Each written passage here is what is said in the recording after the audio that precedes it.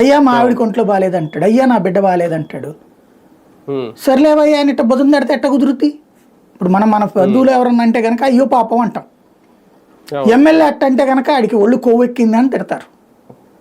10,000 అన్నా ఇవ్వాలి, 20,000 అన్న ఇవ్వాలి. అది ఇచ్చినా కూడా ఆందో మాకు ₹1,00,000 అయితే వాడు 20,000 ఇచ్చాడు ముట్టేసినట్టు నా కొడుకు అంటారు. ఏముంది సార్ అప్పుడు ఇప్పుడు ఇది అసందర్భం అనుకోండి.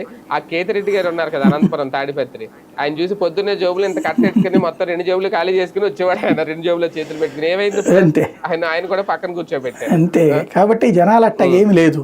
అంతా చేశాక నేస్తారు ఒకటి. మస్తాన్ కూడా అంతే ఉండేవాడు, గుంటూరు 2 మస్తాన్ ముస్తఫా అతను కూడా అంతే, చేతుల్లో డబ్బులు కట్టలు పెట్టుకుని తిరుగుతూ ఉండేవాడు.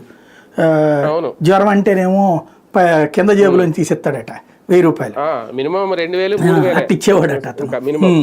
అట్లాగే చేసిన వాళ్ళందరూ ఏమైపోయారు? పోనీ చేస్తే ఓట్లేస్తారని నమ్మకం ఉందంటే లేదు, చేయకపోతే మాత్రం తిడతారు. చేయకపోతే గ్యారంటీ ఓడిస్తారు. కాబట్టి ఏడాదికి 2 కోట్లు వేసుకుంటే ₹10 కోట్ల, అంటే 40 + 10 ₹50 కోట్ల. ఇవాళ ఆ రోజుల్లో కనీసం ₹30 కోట్ల.